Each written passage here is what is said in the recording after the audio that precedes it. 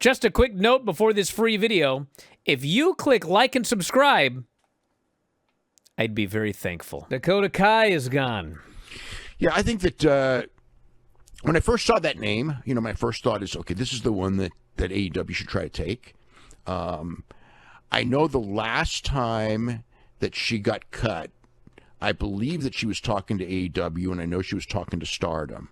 And then she got called back and didn't go. But she had, I don't know how the details of how deep the conversations were with AEW, but I could think that it's one of those things where, we were ready to use her and then she ran right back. And is that the kind of person that we want to invest, that she's just waiting to run right back type of thing? And so I don't know. Obviously, I think TNA would take her in a heartbeat. She's good. She's good. She could help. There was some surprises with her name. Again, with most of the people who were cut, I didn't really sense that there was a surprise. It was just kind of sadness that they were cutting a lot of people, and most of the people that were cut were people that weren't really being used. And Dakota hadn't been used in a couple of weeks, but, she went to the finals with that tournament with Lyra Valkyria, for the North American or Intercontinental title, actually. And I think that, she's good. I think she could be, I think that she could be beneficial to anyone across the board. There's not a lot of money in Stardom. I think she would do really well there. I don't know what the budget would be as far as, using her. They want women who will go there at a relatively inexpensive price and go there for a long period of time, like a month. And she might very well do that. But I would think TNA would find a spot for her. I would think that of all the names that were released, I think that she is the one that would be the best percentage bet for AEW. But I don't know if what happened before will, make that one difficult or not. But she's good. And I think that as far as there was some talk of her being injury prone, in WWE. But, when these things happen, you're always going to have a label. I mean, she did have a knee injury just recently. She's had some injuries, but everyone gets hurt in wrestling. And I haven't heard any sense. I mean, put it this way. The last time I saw her wrestle, she didn't look slow. She looked good. So whatever. I would actually recommend hiring her. I have not heard anything that would make me think that she would have that WWE attitude in AEW. You never know. And like I say, when it comes to hiring people from WWE, AEW really should be cautious because so many of them have done more damage than good. But some of them have obviously been, very beneficial. So she's one I would go for. We had Kaden and Katana. What do you think, okay. I don't, Kayden Carter, to me, she's a good wrestler.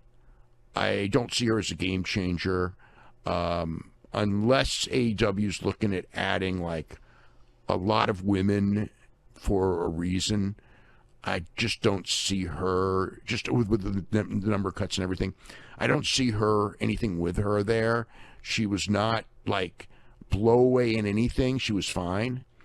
Catanzaro, from when to start in NXT, I thought she had something very different from everyone else.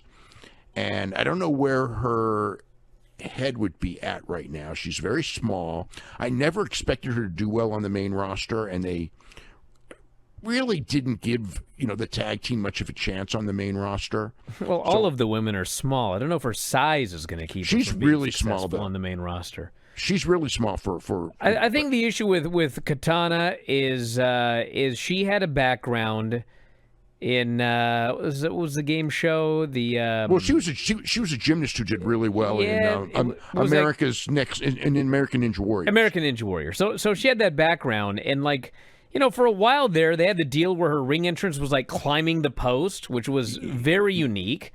Yep. And from early on, it was she's not very good now, but this was when she first started. but like she could really be something where, you know, like little girls see her and they're like, oh my God, like Ray with little kids, and she's athletic and can be a great baby face. But like they didn't do that at all. They put her in a tag team, and she was a party girl, and like, that was a bad gimmick. And that was it. That was a one-note gimmick that was not going to, you know, it was fine. It actually was fine on NXT. On the main roster, it was just like a gimmick that was very limiting. You know, it wasn't going to get her very far. But they never did anything with the team. I mean, they were never pushed like they were a super team or anything like that. They were just kind of a team there. And from what I gather, they're looking at some other teams. And so they did win the tag team championships once, but they didn't. Certainly really, not a heavily pushed team. They didn't really do anything with them, though. But I think as a single, I think that there's a chance there. So she's another one.